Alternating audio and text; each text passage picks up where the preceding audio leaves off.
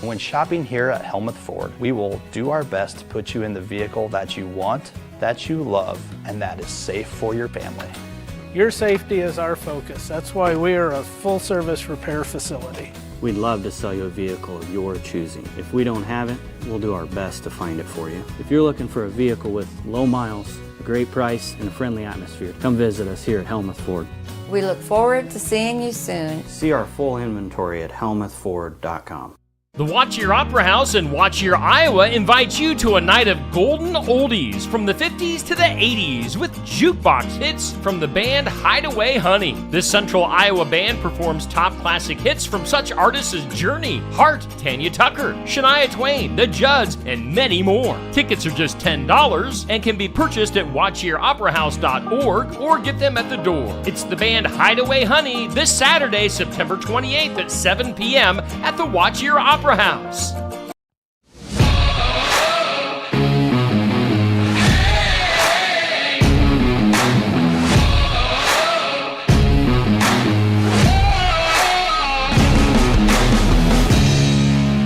And welcome in. It is time for the Tuesday night tune-up. We are live from Smoky Row in downtown Oskaloosa. And yeah, it is that time of the week, another Tuesday night. And yes, we've got Safe Grafke as your host. And Safe has his guests lined up for this evening. Safe, take it away. Welcome back, race fans, to TNT, the Tuesday night tune-up. We're so glad all of you lovely folks are joining us on another beautiful night here in downtown Oskaloosa at Smoky Row Cafe. This young man next to me here is your 2024 Boone IMCA Super Nationals winner in the sport modified class. He drives the number 53 Herbie the Love Bug, Logan Anderson. Logan, thanks for coming on with us tonight. Yeah, thanks for having me. So, Logan, it's been a busy year for you, to say the absolute least, and a lot of us have known you as the man that drives the Rage Sport Modified, and then as the 24 season was getting ready to start, we kind of saw a switch there, and now you're running one of Andy Echrich's Performer chassis. And why don't you tell us a little bit about how all that came about? Yeah, I bought my Rage cars through Andy, so when he was starting to build sport mods, it's kind of a no-brainer for me to just go with him and get the new car. There's not very many of them, so that's nice. I like to be a little bit different than everyone else, and got the opportunity to get that, and it just took off from there, really. Yeah, you've had a fantastic season with it, and one thing I want to point out is every year at Boone they have a prelude show, and 3 years in a row now you have won the sport mod portion of that. What is that like to you to be able to go and three-peat? Because Boone is the Super Nationals is the biggest race every single year in IMCA. It's the hardest one to get into the show, to do anything with, and to win a prelude 3 years in a row. Yeah, pure luck. A little bit of skill, obviously, because you got to keep it up front. But I seem to draw good at the prelude, and you get that heat race win, and get front two rows. I think I started fourth this year, so. Boone's big with the draw. You have to be up front to really be there at the end, the way they farm the track and all that. So it's pretty wild to think about, but hopefully maybe we can keep the streak going. I don't know. That'd be awesome. The one thing is the sport mod class is arguably one of the most competitive classes. It's very, it kind of reminds me, I don't want to say NASCAR, but in the sense of, a lot of it more now is everyone's more on the same level, it seems, as far as cars, setups. But the big thing, it seems, lately is your selection of motor choice has been different. When it was all open motor for a long time, then we kind of saw the shift when they announced they were coming out with the 602 and the 604 crates. Crate racing became a very big deal, it seemed, and everyone's like, the crate. It's economical. You can run, 140 nights on it or whatever, but you can't do this, you can't do that.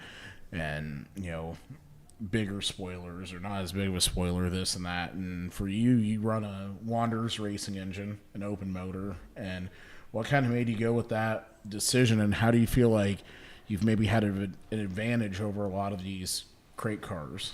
Yeah, I mean, I ran Wander's engines back when I first started, and they helped me out when I was a poor kid, back in the day. And then we started racing for Greg Stroman, and he had the crate in his car, and we ran that for a couple years. And I think we went through, 3 or 4 of them in those couple years, because that's when they kind of started to go downhill, I guess you'd call it, and just not lasting as long. So then when I started racing for myself again, I, went back to the open engine. And I mean, if you do your maintenance and everything, I mean, they last longer than a crate, and you can, keep your rotating assemblies and just freshen them and stuff. And just once you get the first one, you can kind of keep your costs down and just freshen them and just kind of go that route.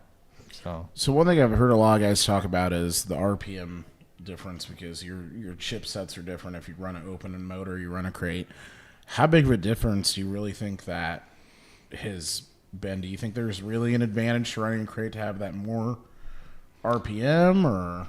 Well, with the this year they dropped the open down to 66, and I feel like that kind of, I don't know if it really slowed us down much, because you kind of just run the same gear, and if you're chipping a little bit more at some tracks, it doesn't really hurt you. It's kind of more like a speed limiter for getting into the corner, so you're not overdriving it or whatever. But I mean, if they took any more away, I feel like it might kind of hurt the open for sure, or any spoiler away. I mean, it would for sure not be as competitive as the crate was, but I hope we don't have to go that route. But I mean, the crates are fine if you can get them to hold together. I mean, you just don't want to hang on to them too long, I don't think.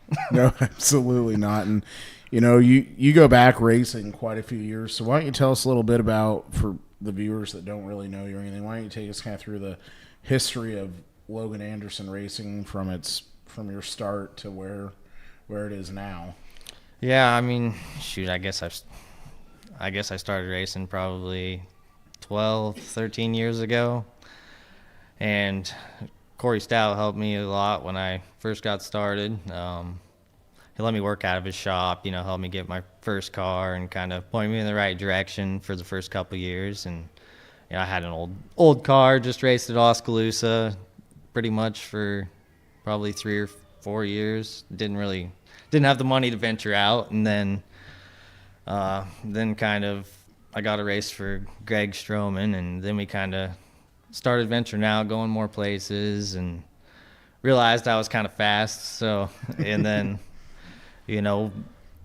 just kind of picked up from there, and we went from racing, 15, 20 nights a year to 60, 65 nights a year. So it's fun getting the whole family involved, and, and gives us something to do for sure.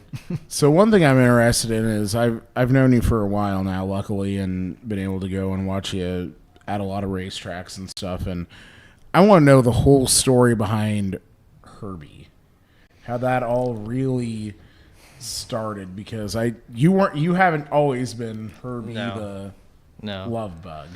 Yeah, I started out as a 9A, and then when I raced for Greg, that's when he was 53, because when he started racing, he was 53 years old. So, and that's how he got his number. And then we had that old Rage car, and it was like a 2013, probably had 200, 300 nights on it, and it just... I can't believe that car still functioned the way it did, by the way. Yeah. That's a feat in and of itself.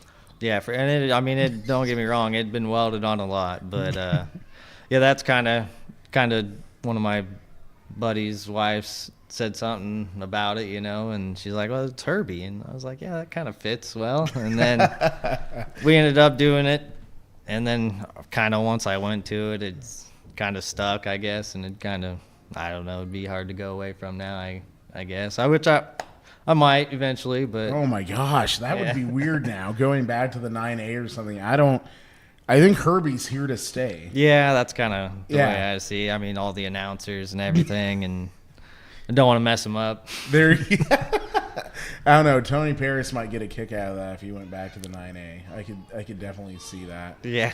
And again, back to having a busy season, why don't you tell us a little bit of everything that's been happening? Because, I mean, just you've had a pile of wins this year, and then with Boone Super Nationals and everything, and you've had some great racing this year. Yeah, I mean, we don't really race anywhere weekly, to say, I guess. We kind of travel all around, so shoot, I think I've probably won at probably 7 or 8 different tracks this year, I'd have to say. And I mean, it's just fun to travel around and race all the different guys and see how we stack up to them. And just, I don't know, I just find it, I don't like weekly racing that much, and just committing yourself to the same, you know, to the same track every week. And then when you can't go to some of the specials because you're worried about your track points and all that. And I don't know, it just takes the fun out of it for me. Sure, absolutely. And, you know, we always say that anyone that races here and has raced Oskaloosa had a lot of history there, but, you know, you're going up against guys like Curtis and McGuire, the Van Carter, even Jarrett when he raced, and then now getting back into a car. I didn't know if you knew that or not. No. Well, now you know Jarrett has bought another sport mod. There you so go. Look out. Yeah. But, and, you know, Braden Carter and Dylan Van Wyck and a bunch of those guys. And well, those are, you know, anyone from this area, you know, they can go anywhere and win. It's super competitive. And can you kind of put that into that perspective? Because I think there's quite a bit of truth to that. I think you see that a lot. Yeah, for sure. I mean, Braden and Dylan, and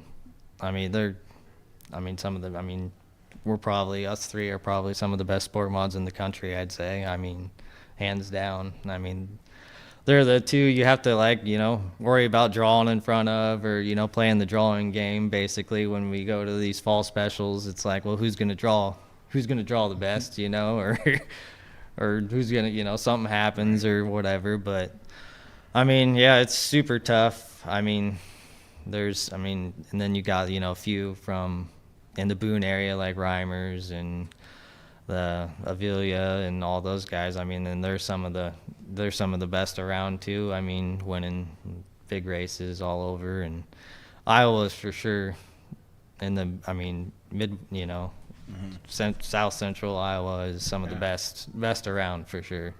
Oh yeah, I would say so. And you know, one thing is you've been to a lot of different tracks. You've raced a lot of different tracks, and it's cool that you, like, you know, you just go wherever you kind of feel like going. And are there any tracks though that you would say really stick out as ones where it's like, I really enjoy going to this track more than maybe some other tracks?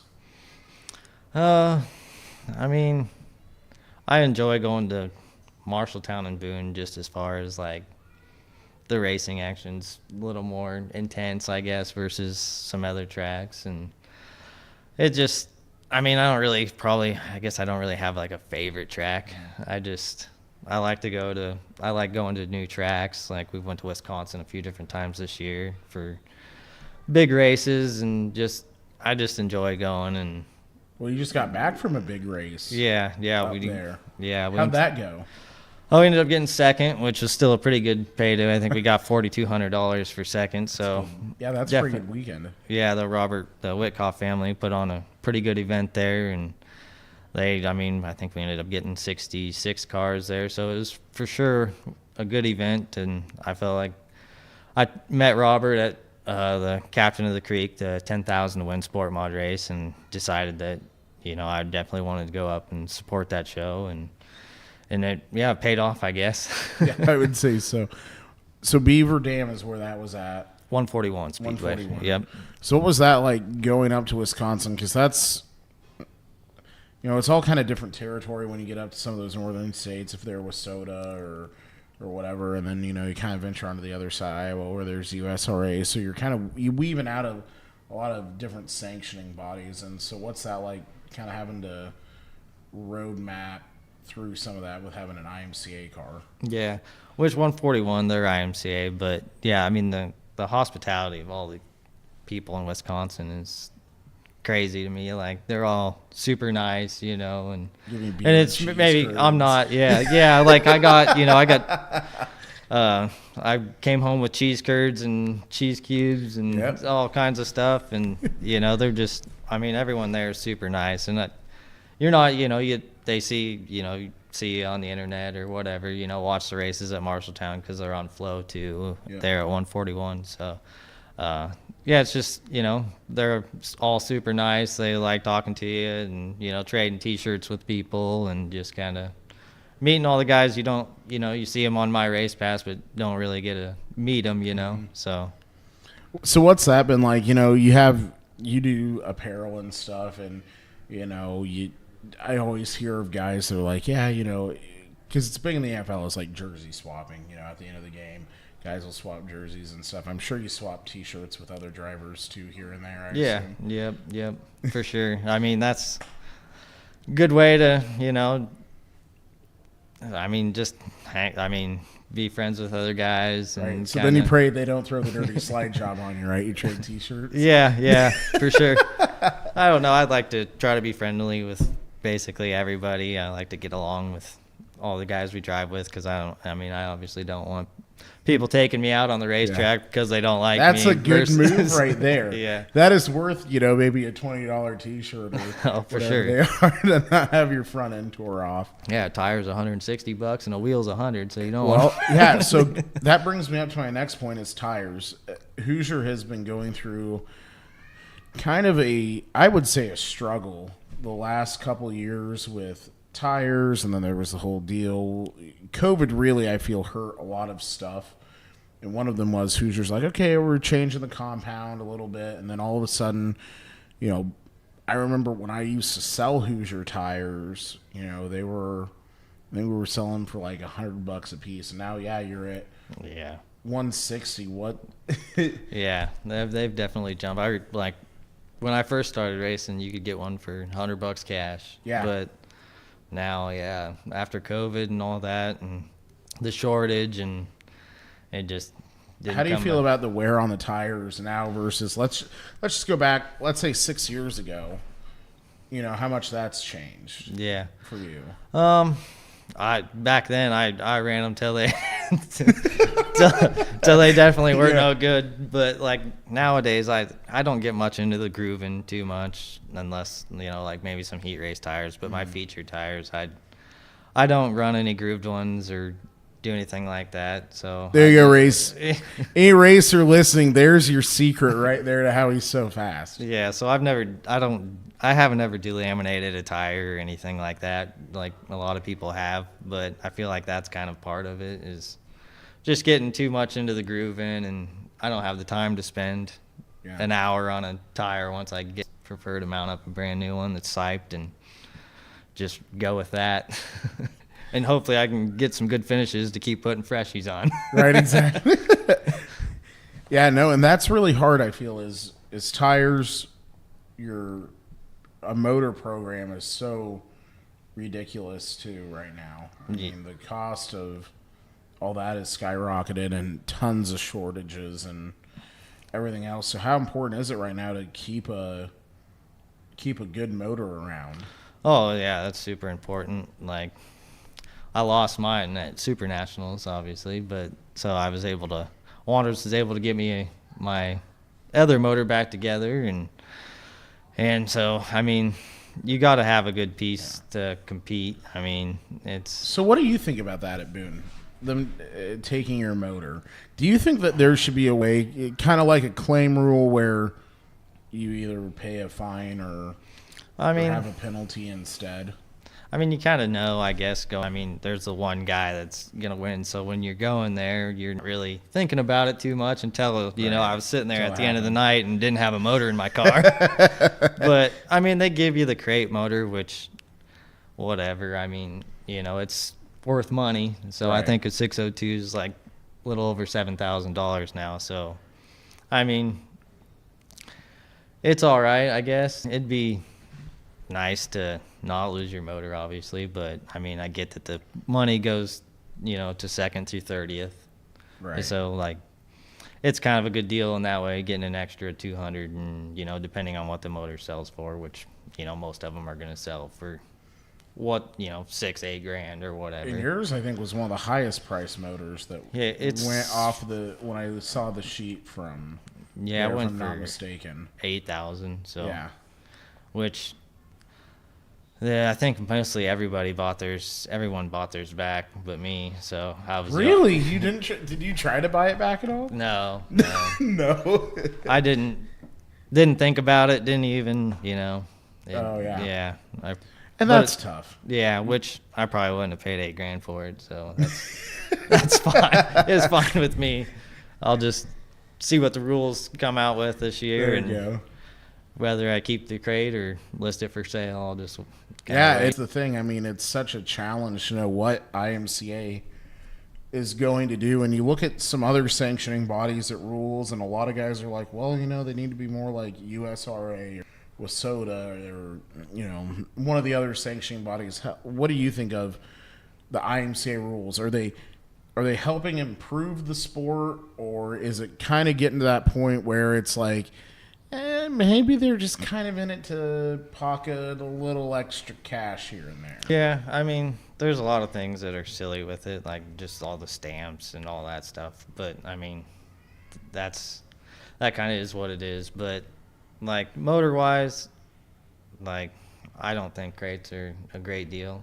But like sport mod class is fine right now because obviously an open motor is still competitive, and I feel like if I put a crate motor in, I could probably go out and win just as many races as just as many races as with an open. So because even when they had more RPM a few years ago, I ran a crate, won 20 races. So it's just the people that race a lot are gonna run an open because it's cost effective for them, Sure. Oh, versus you might get a crate and it blows up after 10 nights. Well, you're going to have to go buy another one. And, because most places on rebuilds are months out anyways. So it's not like you have a quick turnaround if something happens to go find another one to run, to where to go find another one to run, to where if you got parts and stuff accumulated from an open engine, get one thrown together for, a pretty reasonable price. Sure. But modifieds and stuff, I feel like they need to have some option. There should be a competitive option, and there's not right now. So I feel like that's kind of a problem. But I do too. To me, it's that is really great because you just pick whatever car you want, whatever engine it has in it. For the most part, it has to be naturally aspirated 4-cylinder, but still, that way you get a choice. Like, you want to run the Ecotec? Do you want to run a Dodge? Do you want to run a whatever engine it has in it? For the most part, it has to be naturally aspirated 4-cylinder, but still, that way you get a choice. Like, you want to run the Ecotec? Do you want to run a Dodge? Do you want to run a whatever? And that, I think that's kind of a fun class to see because for a while there was a Josh Barnes. And I remember one night down at Memphis for their fall, and it's like, what is this? Because Cavalier has always been kind of the go-to in that class, and that's what makes it fun. And now you see a couple guys with like Honda Civics and stuff like that. So it's to me, it's just funny where hard. To me, it's just kind of comical. And if anything, it's kind of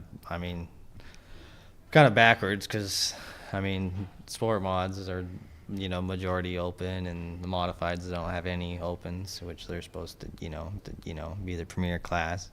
And speaking of premier class, it seems like we have had a shift to stock cars being the premier class now. 100,000 to win at Farley, and they ran a special invitation Friday night at Knoxville, and they just have seemed to have the highest payouts this year for shows. And I know you've been fortunate enough to run Trent Witt's stock car a couple times. Why don't you tell us what that was like going from a sport mod to a stock car? Yeah, it's for sure different. Because we just went there and raced it at CJ, and we were really wheelied up in the heat race, looking at the sky, which is a little bit different for me. I was gonna say that's probably a weird feeling, huh? Yeah, for sure. In a stock car, it's definitely a little bit different than in a sport mod for sure.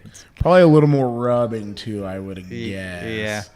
Oh yeah, and you can go in behind somebody right on their bumper in a stock car. Where like and you know, you're not scared to bump them, and you're not gonna get arrow tight or anything like that, like you can in a sport mod at a bigger track or and it's just I don't know. I had a really good time racing it, and we started 10th and got second in the feature after we got it tamed down a little bit. Right. So I mean, it was pretty fun banging it off the levee there at CJ, and it made it a good time for sure. Oh, absolutely. And one thing you talk about is saying aero tight in the sport mod. Those cars are so reliant on that. So how important is it to when you're racing, especially there are a lot of tracks around here that have the big concrete walls, they have the big guardrails and stuff, and you're rubbing, and sometimes you get up in the wall, spoiler gets hurt a little bit. How important is it to keep the spoilers on those cars and keep everything, for the most part, pretty sound body-wise? Oh, for sure. I mean, Saturday night at Bloomfield, I knocked the spoiler completely off, and I mean, it was bad enough to where I went a couple laps and was going backwards and had to pull off, or just I didn't want to get tore up being slow and whatnot, just because I lost the spoiler. I mean, it was like flipping a light switch. That'd be hard. Yeah. Look at this. Oh, thank you. You got your own coffee Yeah. service. Holy Yeah. cow. Yeah. Man. But yeah, that's Livia. That's the oldest kid. So And that's cool for you too. I know your wife and kids come to a lot of your races. You have your grandfather, who we're lucky to have here tonight in the room with us, and you have such a support network. Tell us how important it is to really have your family this invested, because obviously you're very invested in the racing community as far as running and everything.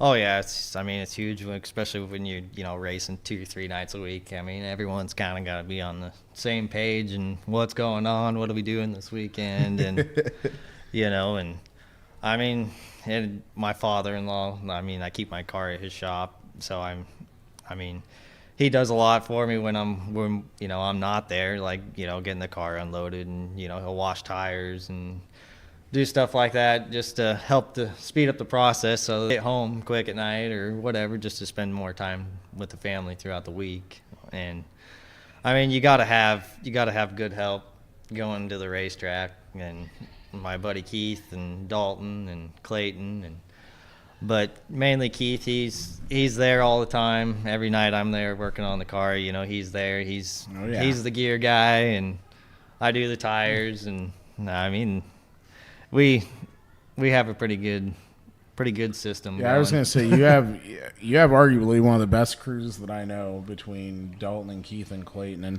so how important has that been for you to have those guys in your corner, knowing that they're going to be there for you, especially when it comes down to those 2 nights a week, and you're running at let's just say you're running Boone one night and then you're going to Park Jefferson or something like that. Yeah, it's huge just being able to get everything done. I don't know how some guys do it, just one man shows. I personally wouldn't do it. It'd be way too hard to get everything done and set your tire pressures, get your mud plugs. Be busy the whole night, and it's nice being able to have Keith. He's my crew chief. He some of the calls on the car, and whether he always is like, what do you think we should do this, or whatever. And he always but he's getting really good at knowing what I think, and we got the car dialed in now to where we got to make a few minor adjustments. One hard thing I've always found is the fall specials. It's really what I say is the no holds, anything goes. Guys don't care if they rip the body off because they know they're going to put a new one on this winter. You're at the end of the year, something happens, it happens, whatever. How hard is fall racing in Iowa? Oh, it's for sure tough. The competition at the end of the year is, really good, obviously, because you got, in the sport mod class, you got, like Curtis, Plummer, all those guys that you don't usually maybe race with all year. They come out and are fast at their home tracks, or so to speak, I guess. And I mean, like Bray and Dylan, I mean, sometimes it's just playing that drawing game, and I like to. I guess when I get to the front at the end, if I draw bad, it's at least putting on a show for the fans, so that's enjoyable. Absolutely. Yeah, because you've had to come from deep in the field a few races, and you make it pretty entertaining to watch, working. How hard is it, top 5 out of the deal, to feel good about the night? Yeah, I mean, for sure starting, I think the best I've ever won is starting from 16th, I think. But I mean, I've been sent to the back at Siege and went back up and won. So I mean, those are maybe a little, you really need a yellow or something to get up the rest of the way. And sometimes it happens, and sometimes it doesn't. But I mean, if I'm starting 12th and I can get up to 3rd or whatever when there's some good guys up front, I mean, that's still a good night, but it's obviously not what we're shooting for when we go to the track. But I mean, it makes it fun, it makes it interesting, and I like when I can watch back the video on any of the streaming stations, and they're showing me the majority of the time or something. that makes it nice to watch back and see. So one thing is, you've won the Boone Super Nationals, you've won the Prelude 3 times, you have a lot of very high accolades of different events throughout the whole U.S. that you've won. What are maybe 2 or 3 that really stick out as some of your most memorable highlights that you have? The Duel in the Desert win was pretty cool. That was like the last year they did the $5,000 to win, and I mean was definitely a big trip, big expense. Yeah, I believe, if I remember right, is that the one where you guys had to buy a new truck? Oh no, that was going to Arizona. That's right. Yeah, that happened too. Yeah, that did. Yeah, that was a bad trip. That was a bad trip. I'll never forget hearing about that one. Yeah, but no, I'd say the Duel in the Desert was a cool win. Obviously, the first time I won the Prelude, I thought that was really cool. I mean, you did it again. Yeah, and then the Brit Sportmod Nationals, I've actually won that 3 times in a row too, which that's a pretty cool event, and I mean, that pays well. I mean, obviously anything that pays really well and you can win it is a good event to go to. But those are probably, like Boone, the Sportmod Nationals, and the Duel in the Desert. I'd say those are like my top 3 wins for sure. Yeah, the Duel at the Desert was absolutely insane. I remember Alex and I watching that on TV, and that was just such a cool event, and one thing I want to run by you is, would you think it would be awesome if they did, instead of doing a stock car race with the late model nationals, if they did a sport mod race, or do you think that would be not as good of a show? It'd probably be about, I don't know. It'd be about equal probably. Would you go? Half-mile racing and sport mods isn't the most ideal thing. Right. Would you go, though, if they invited you? I would for sure go, yeah. Yeah, but I would be there, yeah. But I prefer racing on the short tracks for the most part. I mean, I obviously race on a few big tracks, or more big tracks than I'd like to. Yeah, you've won a few of those events, too. But, yeah, like we'll be racing for the Fall Challenge. I mean, that's a good right event up with no entry fees and stuff like that. You don't see that very often. So no, you have a lot of fall racing. Maybe some other tracks besides Oski that you're going to be at. Oh, Memphis, Missouri, and then it is Oskaloosa, Fall Bash. That'd be the 3rd, 4th, and 5th, I think. And that's a big race. Yeah, I've been tipped in. I'm gonna go all 3 nights of that. Timmy Current, Dark Side Promotions, they do that. Yep. They still have, did the World Nationals already happen? I think that's I think in place of that. I'm not sure. Oh, that's right. Yes. Because that used to be sometime right after Super Nationals. I remember that. That was always a really big deal. Did you win World No, Nationals? I never. I'm not very lucky at Marshalltown. I That's such a tough track too. though. yeah, I won there this year, and I don't know if I've been back since then. To be honest, Just with keep you. it at the one win, maybe. Yeah, well, I mean, we'll go back there. Hopefully, we can get Right. another one.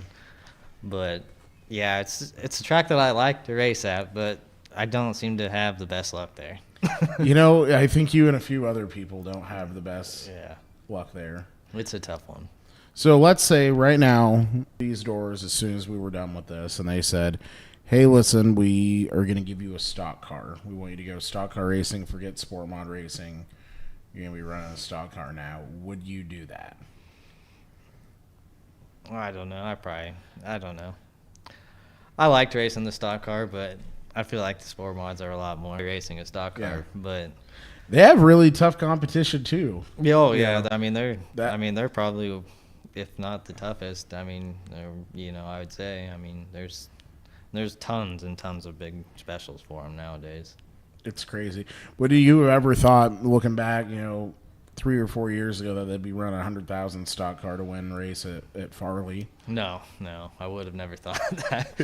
But I mean, it's crazy. I mean, they've got several different ones. I mean, I think they have a 50,000 to win too, And they have that big XR series. Yeah, East XR and does. West. Yeah, I mean, and all the Dirt Crown. They have all the Dirt Crown ones. Those are all pretty good paying shows. I mean, But still, sport mods have great shows right now too, though. oh yeah, I've You won. know. I mean, 141 has the 10,000 to win, the 5,000 to win. I mean, I've won several thousand to wins and 2,500. I mean, if you Won pick 5,000. yeah, I mean, honestly, the last couple of weeks I've won over $10,000. So Hey, that's pretty good. yeah, it's not too bad, but. But the thing, I don't think people realize this No. either, though. You might win $10,000, Yeah, but by it the time you get done with all the expenses, it's a lot, Yeah, I lot mean, less than that. yeah, you're still not making money. So Yeah, that's one thing, and I feel like that's hard that people don't understand. They're like, oh wow, they just won,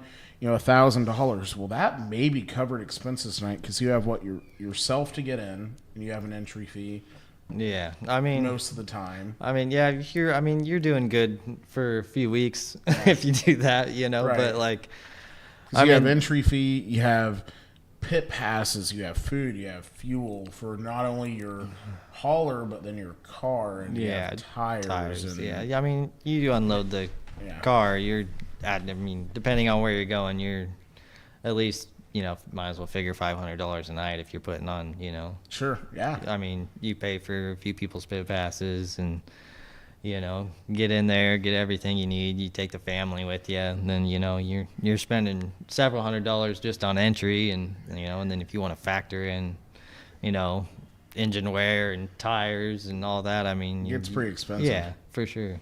So no, if you're wondering if they make a lot of money racing and you think that you can just go out and make a full career out of it, first off, you have to have a lot of Oh, yeah. sponsorship money behind you. Yeah. I mean, you're talking, big, for the most part, big corporate Yeah. sponsors, unless you, like me, you own a chassis company or you own a big business or something like that. Yeah. And even then, it's still tough. I Oh, mean, yeah. There's no dirt racing series where they're making money. No, not even World of Outlaws. People are like, No. oh my gosh, they're getting so rich. It's like, they are not. I can tell No, you they got firsthand. enough sponsors to keep them going. and- Yeah. And that's how they do that. But And that's one thing with you is you've always had, it seems, a great group of people that have taken care of you and your car and your family and everything over the years. So, who are the sponsors that are on Herbie this year? yeah, so my father-in-law is a big help to me. Obviously, lets me use his shop, helps me out on lots of things.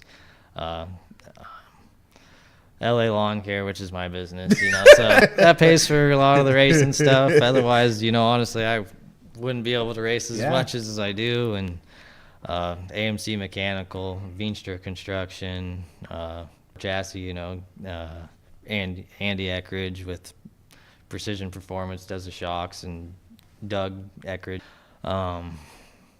Let's see, Middle Coop Seed Corn, they've been on the car for 4 or 5 years now. Extra. They've been good because he lives over by the Eckridges. So and then, you know, I could call something in and Greg have it down to me the